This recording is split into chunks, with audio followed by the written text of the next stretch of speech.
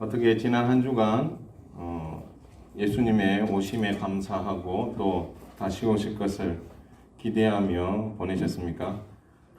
예, 너무 장로님은 그렇게 하셨는데 그래요. 바쁘신 중에도 이 대강절의 절기를 뜻있게 보내셔서 아기 예수님의 오신 성탄절을 정말 뜻깊게 맞이할 수 있는 저와 여러분 다 될 수 있기를 주님의 이름으로 축원을 드립니다. 바울은 고린도 교회를 바로 세우기 위해서 4번이나 편지를 하고 직접 3번이나 방문을 하면서 애를 많이 썼습니다. 어떤 마음으로 그런 일을 했을까요? 바울은 오늘 이렇게 이야기합니다. 내가 고린도 교회와 함께 있든지 몸으로 떠나 있든지 주를 기쁘시게 하는 자가 되기 위해 애썼다, 이렇게 표현합니다. 그러니까 몸이 마음이 거리상으로 떨어져 있다 하더라도 내가 주를 기쁘시게 해드리기 위해 고린도 교회를 특별히 사랑하는 마음으로 섬겼다, 그렇게 말합니다. 그리고 이런 말을 합니다.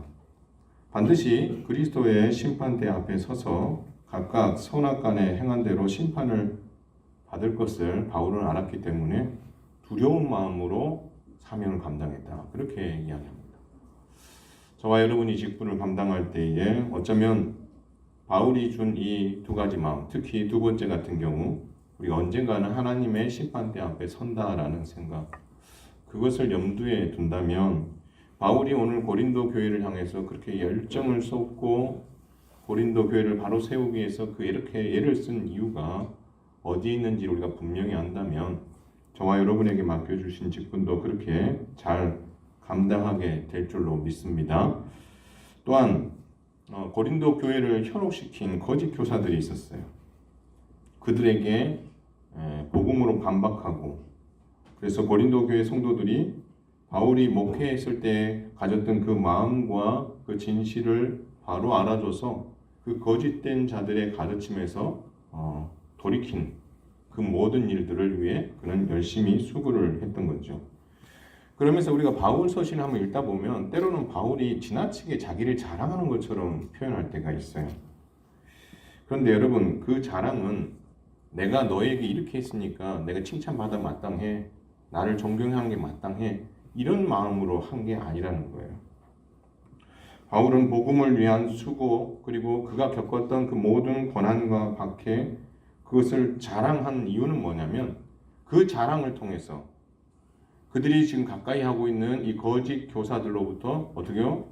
떨어지고 그리스도와 더 가까워지도록 하기 위해서 바울이 자신이 했었던 일들을 드러내고 자랑하는 것이다. 내가 드러나는 것이 아니라 이 일들을 드러내게 하신 예수님을 자랑함으로 거짓 교사들로부터 떠나고 그리스도와 더 가까워지도록 하기 위해 바울은 이렇게 했다라고 말하고 있는 거죠. 오직 예수님께서 우리를 대신 십자가와 부활로서 살려주셨던 것처럼 바울의 마음에는 딱 한 가지 생각밖에 없는 거예요. 그리스도께서 우리를 십자가로 살린 것처럼 나 역시 고린도 교회를 예수님의 십자가 복음으로 다시 살려야 되겠다, 그 마음밖에 없었다라는 거죠. 그 결과 바울은 지금 고린도 후서를 쓰고 있는 지금 그 결과물로 인하여서 어떻게 됐어요?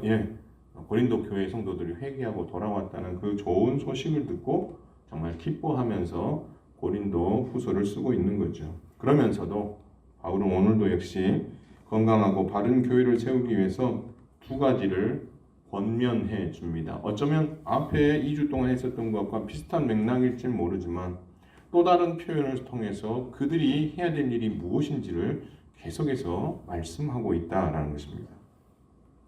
그 첫 번째는 뭐냐면 한번 따라서 하겠습니다. 성도는 화목하게 하는 직분을 하나님께 받은 자들이다.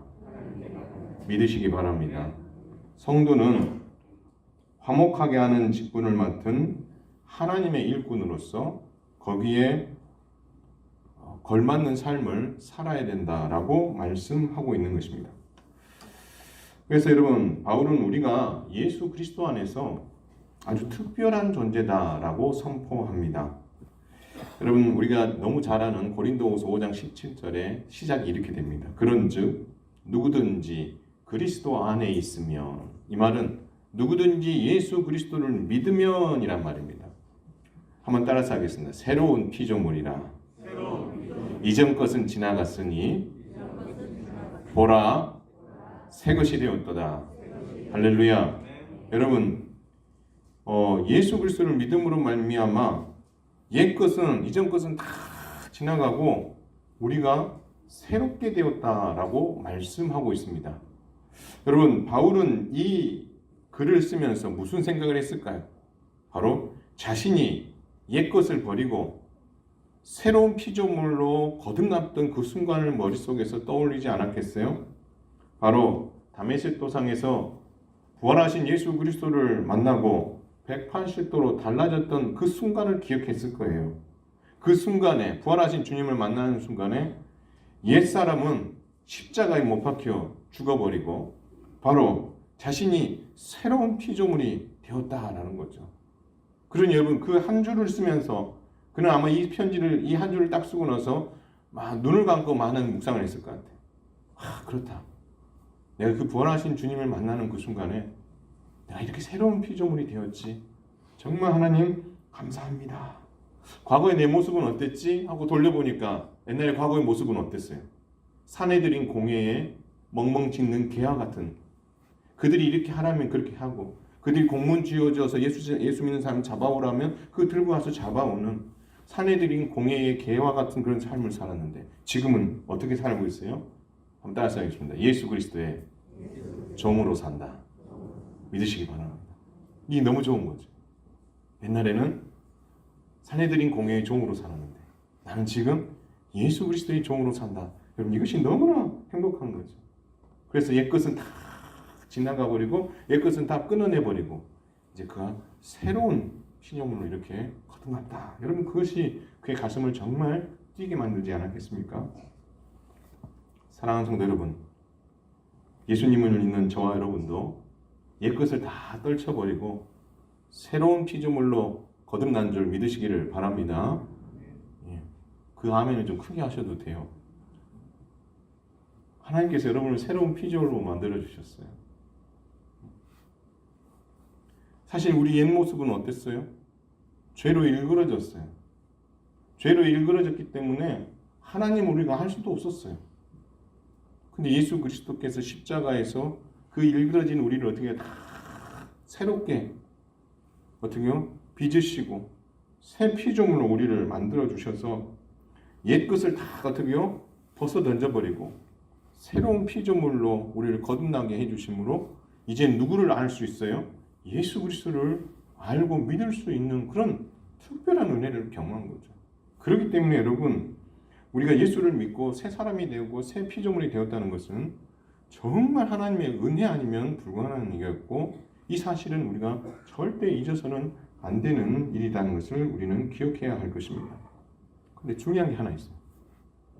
우리 주님은 우리를 새로운 피조물로 만들어 주셨다라고 선언해 주셨어요. 그런데 새로운 피조물로 만들어진 것, 새롭게 재창조된 것, 그것으로 우리를 멈추지 않으셨다라는 것입니다. 바울은 우리를 향해서 도전합니다. 예수 그리스도의 십자가로 인해 우리는 새 사람이 되었고 새 피조물이 되었지만 우리는 하나님과 화목하게 된 특별한 존재다. 그렇게 이야기하고 있다라는 것입니다. 한번 따라서 하겠습니다. 나는 하나님과 화목하게 되었다. 믿으시기 바랍니다. 예수님의 십자가가 저와 여러분을 하나님과 화목하게 만들어 주셨어요. 여러분, 이것이 가능했던 이유가 무엇입니까? 하나님의 뜻을 따라 화목하게 하는 직분을 예수님께서 십자가와 부활로 완성하셨기 때문에, 우리가 뭔가를 잘해서가 아니라 주님께서 십자가로 하나님과 화목할 수 있는 길을 어떻게요? 쫙 열어주신 거죠. 그래서 예수님께서 십자가에 못 박혀 죽으시면서 하셨던 마지막 말이 무엇입니까? 다 이루었다. 뭘 다 이루어요? 하나님과 우리 사이에 막혔던 담, 화목할 수 없었던 그 담, 그 죄의 담을 우리 예수님께서 십자가로 다 허무시고 우리로 하나님과 화목할 수 있는 길을 열어주셨죠. 그래서 다 이루었다 선언하시고 죽는 순간에 무슨 일이 벌어졌죠? 성전에, 예루살렘 성전에 휘장이 찢어졌어요. 그 말은 예수님이 십자가에 못 박혀 죽어주셨다는 말도 있지만 성전 휘장은 대제사장이 하나님을 만나기 위해서 들어가는 곳이에요. 들어가기 위해서 반드시 거쳐야 되는 것이 휘장이에요. 근데 그 휘장이 찢어졌다. 이 말은 에덴 동산에 범죄한 인간들이 들어가지 못하도록 불 또는 불칼과 화염과 천사들로 어떻게요? 막아놓았던 그 길, 생명의 길을 우리 예수님께서 어떻게요? 쫙 하고 열어주신 거예요. 그래서 저와 여러분이 십자가로 하나님과 하나가 되고 화목하게 되었다. 그 이야기를 지금 하고 있는 겁니다. 그렇기 때문에 예수님의 십자가와 부활, 그 일을 위해서 아기 예수님이 오신 이 성탄절은 분명히 구약 성경에서 말하는 3대 절기에는 없지만 우리의 구원을 완성하기 위해 계신 그 날은 우리가 반드시 기억하고 기념해야 될 날이라는 것을 우리는 잊어서는 안 될 것입니다. 바울은 말합니다. 모든 것이 하나님께로부터 났으며 그가 하나님께서 그리스도로 말미암아 우리를 자기와 화목하게 하시고 또 우리에게 화목하게 하는 직분을 주셨으니 라고 말합니다. 모든 사람은 죄를 범했습니다. 하나님의 영광에 이르지 못합니다. 누구든지 그러므로 말미암아 스스로 하나님과 화목할 수 없다고 분명히 이야기합니다. 그래서 여러분 구약 성경에 5대 제사를 드리는 이유가 무엇입니까? 우리가 우리의 힘으로 스스로의 힘으로 하나님과 화목할 수 없으니까 그 화목하게 하는 일을 누가 매개체로 사용되어지는 거예요? 대제사장이 매개체가 되는 거죠. 그래서 우리가 대제사장을 통해서 하나님과의 화목을 이루고 또 더 나아가서 그 5가지 제사 중에서 이스라엘 백성들은 화목제라는 제사를 드립니다. 여러분 이 화목제사를 드리는 이유가 무엇입니까? 하나님과 이스라엘 백성, 하나님과 한 백성, 개개인과 그 공동체가 하나님 사이에 있는 이 죄를 용서함 받고 하나님과 화목하게 되는 것을 목적으로 드리는 제사가 화목제거든요. 그래서 여러분 이 화목제사를 드린 이후에 어떻게 합니까? 함께 드렸던 모든 사람들과 함께 식사를 하죠. 왜요?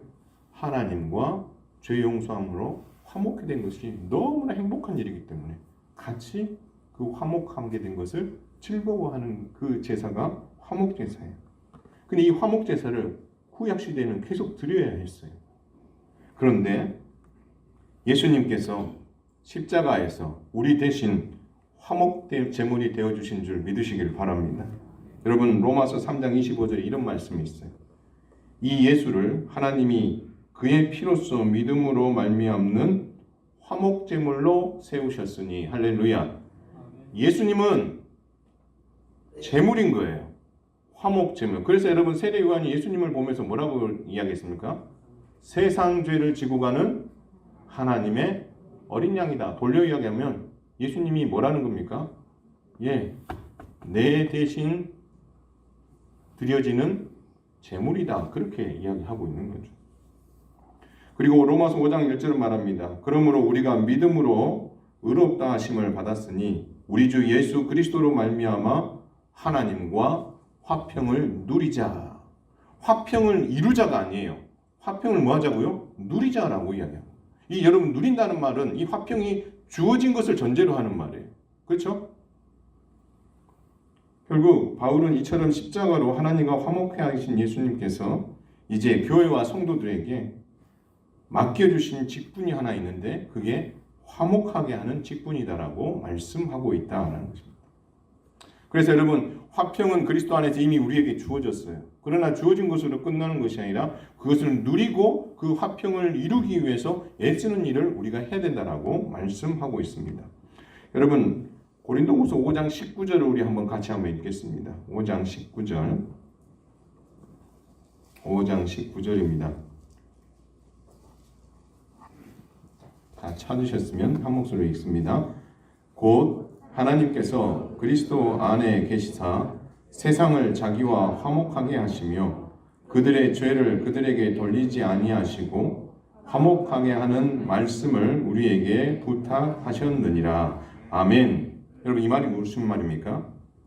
하나님의 마음이 예수 믿는 사람인 우리에게만 있지 않다는 거예요.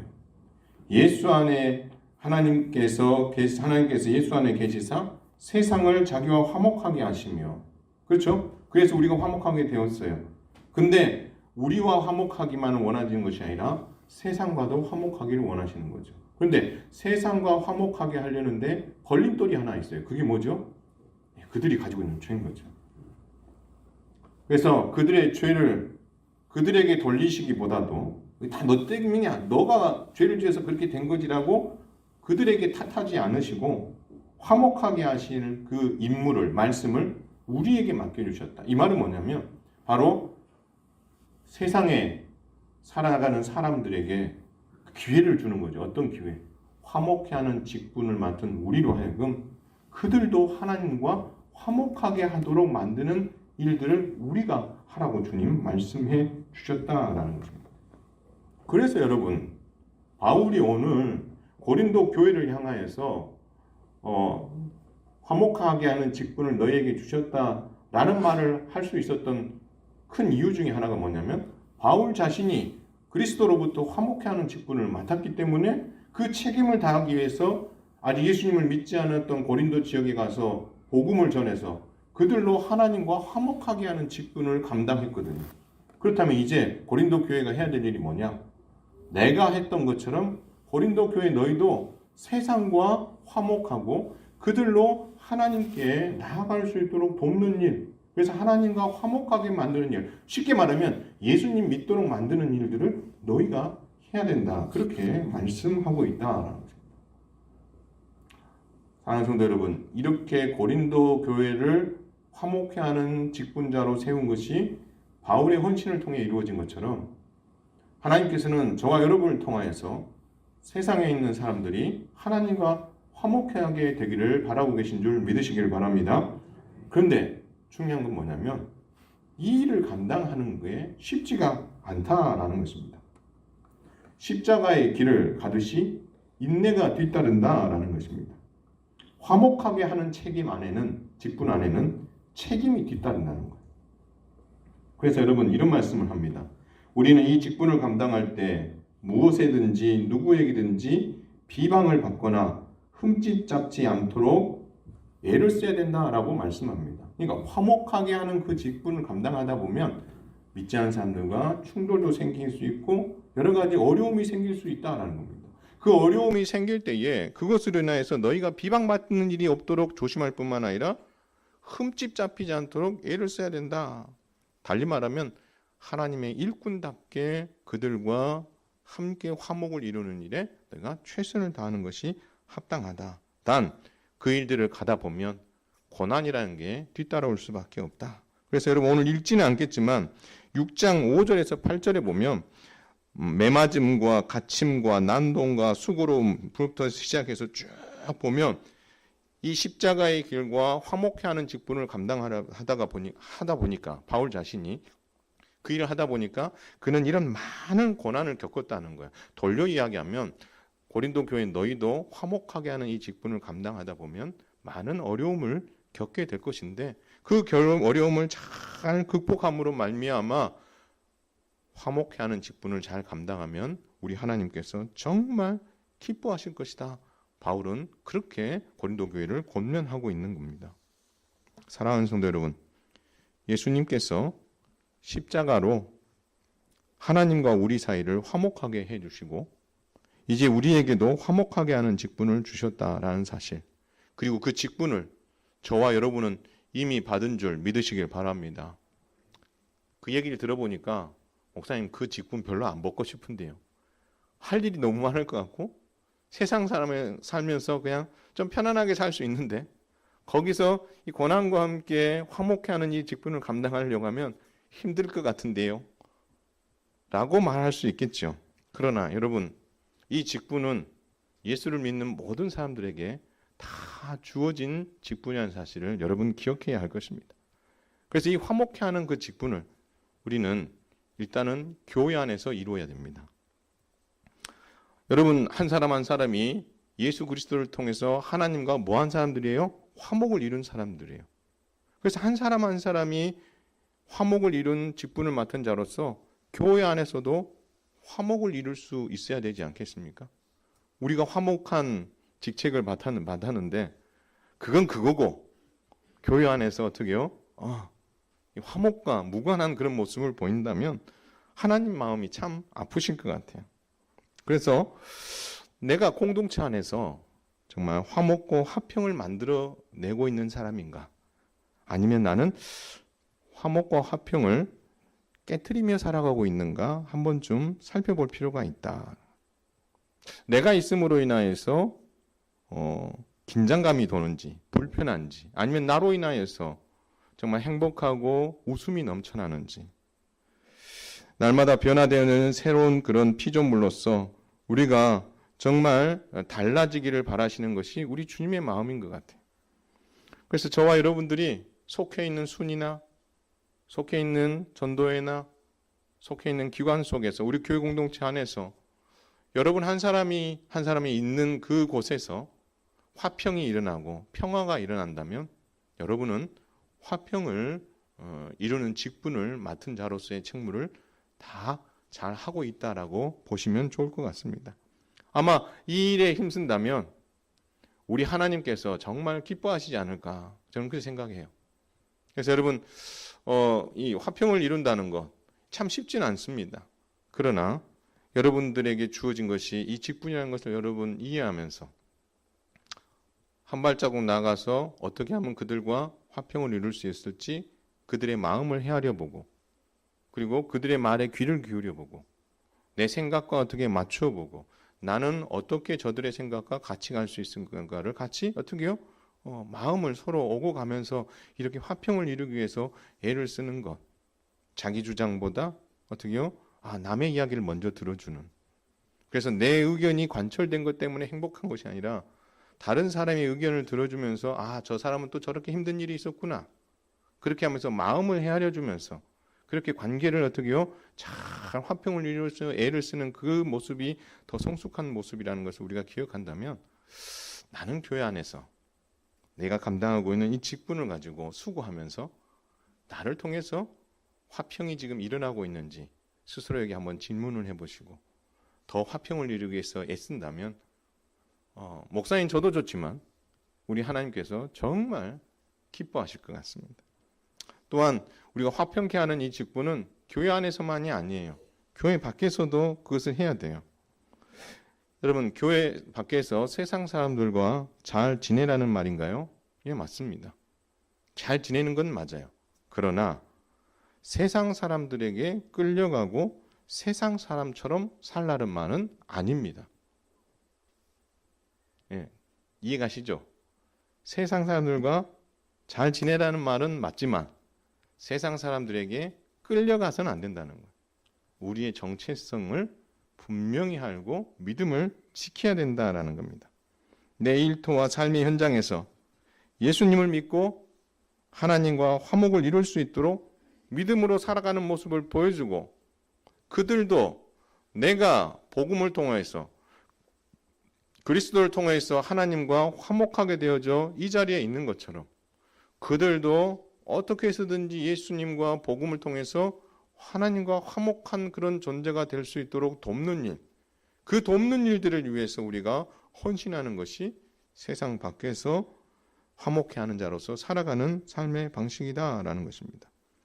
그들이 믿음 안에 설 수 있도록 기도로 돕고 그들의 어려운 형편을 위해서 눈물로 함께 기도하고 때로는 필요를 돕기도 하고 그러므로 말미암아 저들에게 있어서 정말 예수 그리스도가 복음이 얼마나 필요한지를 그들로 알도록 만드는 그 일들이 우리가 세상에서 화목해 하는 직분을 감당하는 자로 살아간다라는 것을 우리는 잊어서는 안 될 것입니다.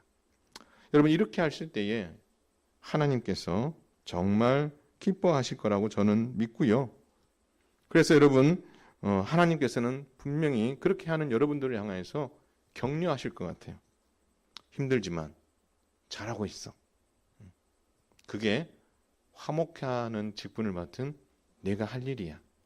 때로는 속상하기도 하고 그렇게 복음을 위해서 많은 헌신을 했는데 하나님 앞에 나오는 일들이 잘 일어나지 않는 것으로 인해서 때로는 속상하고 화나기도 하지만 그럼에도 불구하고 너가 씨를 뿌리고 너가 물 주는 일을 계속하면 돼.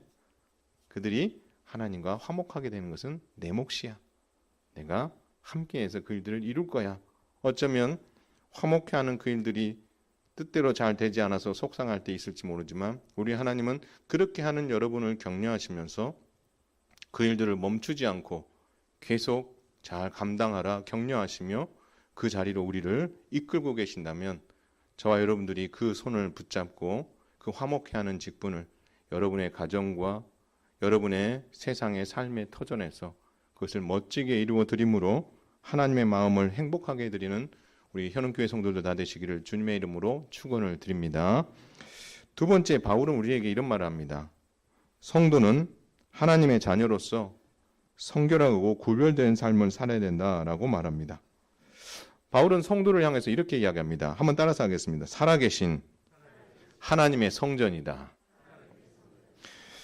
여러분, 하나님의 성전이다 이 말은 다른 말로 말하면 하나님이 우리와 뭐 하다는 거예요?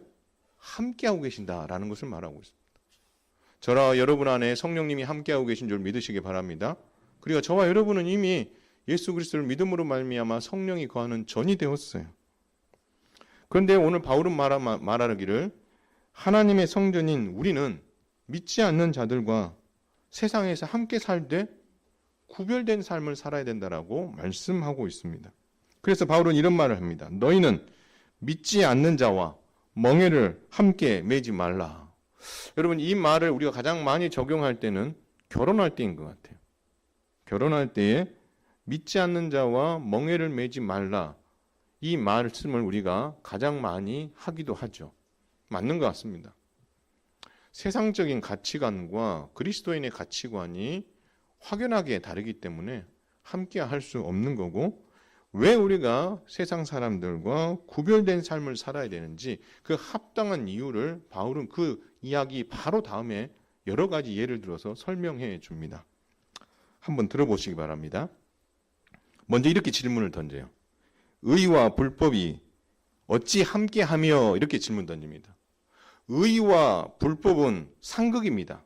그런데 이 두 가지가 함께할 수 있다는 말입니까? 함께할 수 없다라는 것입니다. 여러분, 그렇기 때문에 하나님께서 아담과 하와가 범죄했을 때 에덴 동산에서 그들을 쫓아내셨어요. 쫓아내신 이유가 무엇입니까? 한 가지입니다. 죄와 의는 함께할 수 있다 없다? 없다.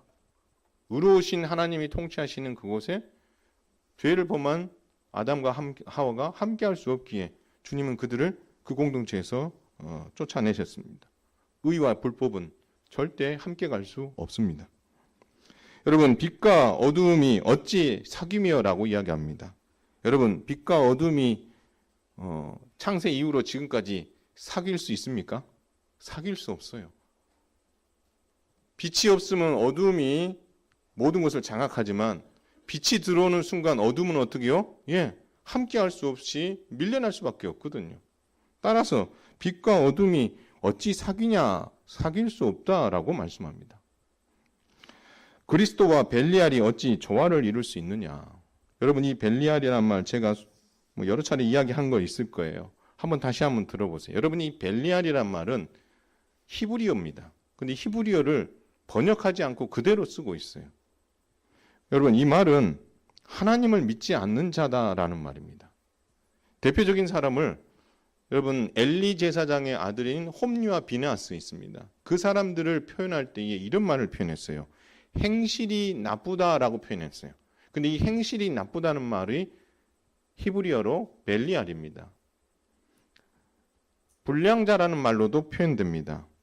여러분, 나봇의 포도원 재판, 포도밭 재판을 여러분 아실 거예요. 여러분, 이 이세벨이 아합이 정말 가지고 싶어하는 나봇의 포도밭을 빼앗아 주기 위해서 나봇을 어떻게 했죠? 거짓 증인 2명을 세워서 죄를 뒤집어 씌우고 죽였잖아요. 그리고 그 나봇의 포도밭을 아합에게 줬거든요. 그때 여러분, 그 거짓 증인 2명을 향해서 성경이 뭐라고 이야기하냐면 불량자다, 그렇게 이야기합니다. 그 불량자는 곧 누구를 믿지 않는 자들이에요? 하나님을 믿지 않는 자들. 그렇다면 그리스도와 벨리알이 어찌 조화하며, 이 말은 그리스도를 믿지 않는 자가 어떻게 함께 조화를 이룰 수 있느냐? 조화를 이룰 수 없다라는 겁니다. 믿는 자와 믿지 않는 자가 어찌 상관하며 같이 갈 수 없다. 같이 할 수 없다는 거예요. 믿지 않는 자와. 하나님의 성전과 우상이 어찌 일치가 되리요? 일치할 수 있습니까? 일치할 수 있으면 북이스라엘이 남유다가 특히 남유다가 예루살렘 성전에 우상 숭배한다고 막 여러 가지 것들을 막 만들어 놓고 이렇게 했을 때에 여러분 만약 이 하나님의 성전과 우상이 일치할 수 있다면 하나님께서 그것을 내버려 두셨을 거예요. 그렇죠? 그런데 하나님께서 그 내버려 두셨어요? 아니에요. 350년이란 긴 시간 동안 뭘 주셨어요? 기회를 주셨어요. 근데 그 기회를 그들이 발로 차버렸죠. 그래서 하나님께서는 어떻게 합니까? 그들을 바벨론 포로로 끌려가 그것에 대한 처벌을 받게 하시지 않았습니까? 이 말은 하나님의 성전과 우상이 결코 뭐 할 수 없다? 일치할 수 없다라는 단적인 증거인 거죠. 바로 우리가 이렇다는 거예요. 우리가 화목해하는 직분을 받은 자일 뿐만 아니라 하나님의 자녀로서 성결하고 구별된 삶을 산다라는 것은 이렇게 세상의 것들과 정반대의 삶을 살아가는 것이 그리스도인의 삶이다라고 말씀하고 있고 세상적인 것과 그리스도는 결코 어떠한 모양으로도 뭐 할 수 없다는 거예요? 조화를 이루고 일치할 수 없고 함께 갈 수 없다. 그러므로 너희들은 세상에서 구별된 삶을 살아야 된다. 그렇게 말씀하고 있는 것이죠. 이런 삶을 살아야 되는 그 이유를 바울은 우리의 정체성에서 찾습니다. 바로 우리는 살아계신 하나님의 성전이라 그렇게 분명히 말합니다. 그러면서 이런 말씀을 해요. 이와 같이 하나님께서 이르시되 이 일들을 그러니까 우리가 하나님의 성전이란 말을 하나님께서는 다르게 이렇게 표현하셨다는 거예요. 한번 들어보세요. 내가 그들 가운데 거하며 이 성전은 하나님께서 그 백성들과 함께 거하시는 처소라는 거예요.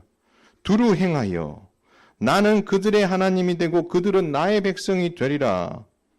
절대 섞여서는 안 된다는 거예요. 왜냐하면 죄가 없으신 하나님께서 우리와 함께 하시기 때문이며 하나님께서는 우리의 하나님이 되시고 우리의 주인이 되시고 우리의 왕이 되신다는 거예요. 근데 우리의 주인이 되시고 왕이 되신 그분의 속성이 거룩이라는 속성을 가지고 있다라는 거예요. 그리고 우리는 그 거룩의 속성을 가신 그 하나님을 왕으로 그리고 아버지로 믿고 따르는 백성이기 때문에 우리는 그분의 속성을 쫓아 거룩한 삶을 사는 것이 마땅하다. 세상과 같이 어울려 살지만 세상에 동화되어서 내가 그리스도인인지 그리스도인이 아닌지 모르는 그런 어떤 수준에 이르도록 우리가 살아가는 인생이 아니라 분명히 세상 속에 살지만 그 속에서 그리스도인으로서 구별된 생각과 가치관과 삶의 방식을 가지고 살아가는 것이 그리스도인의 삶이다라고 말씀하고 있는 것이고 그래야 우리가 하나님을 아버지라고 모시고 사는 하나님의 백성의 삶이다라고 말씀하고 있다라는 것입니다. 그러면서 하나님의 자녀로서 성결한 삶과 깨끗한 삶을 살아야 된다라는 것을 바울은 6장 17, 18절에서 이렇게 이야기합니다. 그러므로 너희는 그들 중에서 나와서 믿지 않는 사람들 중에서 나와서 따로 있고 부정한 것을 만지지 말라. 내가 너희를 영접하여 너희에게 아버지가 되고 너희는 내게 자녀가 되리라 전능하신 주의 말씀이니라. 여러분 앞서는 뭐라고 이야기했어요? 나는 그들의 하나님이 되고 그들은 내 백성이 된다고 그랬어요. 이번에는 뭐라고 했어요? 나는 그들의 아버지가 되고 그들은 내 아들이 된다라고 이야기했어요.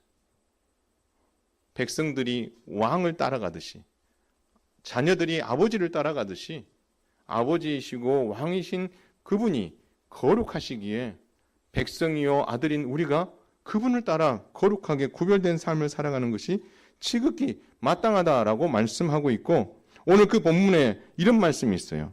한번 따라서 하겠습니다. 거룩을 온전히 이루라. 여러분 거룩함을 온전히 이루라는 이 표현은요. 헬라어로 현재형으로 되어 있어요. 이 말은 무슨 말이냐면 계속해서 거룩을 이루는 삶을 살아가라. 지속하며 살아가라. 멈추지 말라라고 이야기하고 있습니다. 여러분 이 말을 돌려 이야기하면 우리가 성화의 길을 가고 성도로서 거룩한 삶을 살아가는 것은 매번 승리하며 살아가는 일이 아니다라는 것을 전제합니다.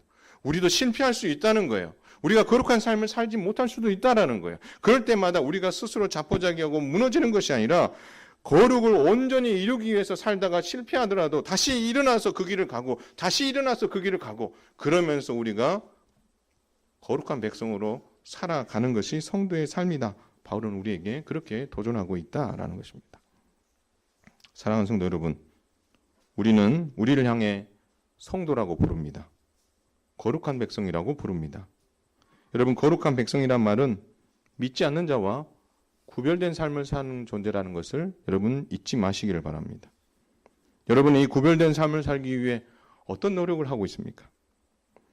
여러분은 여러 방법이 있겠지만 매 순간 내가 성도라는 사실, 매 순간 내가 구별된 존재라는 사실, 내가 이곳의 세상 사람들과 함께 있지만 나는 하늘을 벗삼는 사람이라는 이 정체성, 이 가치관을 늘 여러분 잊지 않고 살아가야 된다라는 것입니다. 더 나아가서 실패할 수도 있다라는 거예요. 그러나 실패했다고 해서 무너지는 것이 아니라 하나님을 두려워하는 마음을 가지고 다시 일어서게 되고 거룩함을 온전히 이루는 지속적인 아버지의 헌신을 우리가 실패의 자리에서 다시 감당함으로 말미암아 우리가 거룩한 백성으로 더 온전해져 간다. 그러니까 이거 아니에요. 우리가 예수님을 믿음으로 말미암아 거룩한 백성이 됐다라는 것은 우리의 신분을 우리 하나님께서 그렇게 인정해 주신 거예요. 그렇다고 해서 우리 자신이 완전히 성화가 되어서 예수님과 똑같이 되었느냐? 그렇지는 않다는 거예요. 그렇기 때문에 주님은 그리고 사도들은 우리에게 말하는 거죠. 거룩을 온전히 이루라.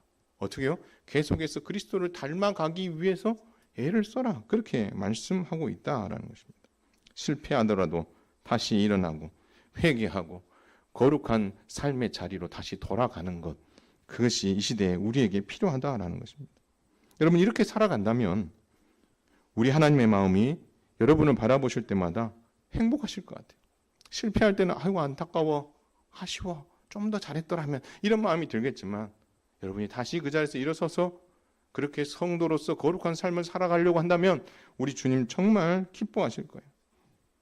우리 주님 절대 이렇게 말 안 합니다. 우리가 실패하고 넘어졌을 때 너 그것밖에 못해. 우리 중고등학생들 많이 들었던 말이죠. 너 그거밖에 못해. 우리 부모님들한테 이런 말을 어렸을 때도 들어봤어요.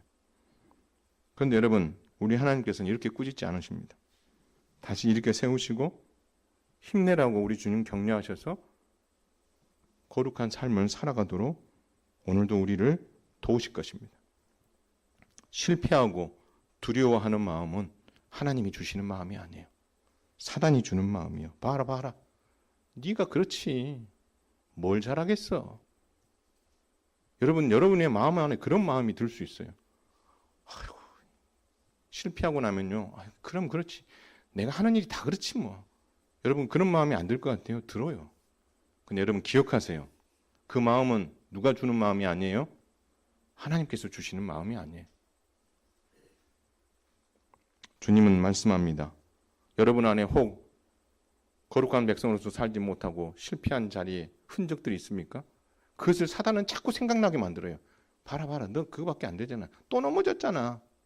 그럴 때마다 여러분이 해야 될 일이 하나 있어요. 바로 예수 그리스도의 이름으로 대적하는 거예요. 내 안에 이런 마음을 주는 것은 누구의 마음이 아니다? 하나님의 마음이 아니다. 예수의 이름으로 대적하고 하나님 내가 이렇게 연약한 자입니다. 그러나 주님은 내가 여기서 쓰러져서 무너지기를 원하시는 것이 아니라 다시 일어나기를 원하신다면 주님 내가 실패 자리에서 주님 바라보면서 다시 거룩한 삶을 살기 위해 힘써 보겠습니다. 여러분 그러실 때에 주께서 여러분을 가장 좋은 길로 인도하셔서 성도의 삶에 부끄럽지 않은 삶으로 살아갈 수 있도록 이끌어 주실 것을 믿으시길 바랍니다. 말씀을 맺습니다. 사랑하는 성도 여러분, 성도는 화목하게 하는 직분을 맡은 하나님의 일꾼답게 처신하며 살아가야 됨을 잊지 마시기를 바랍니다.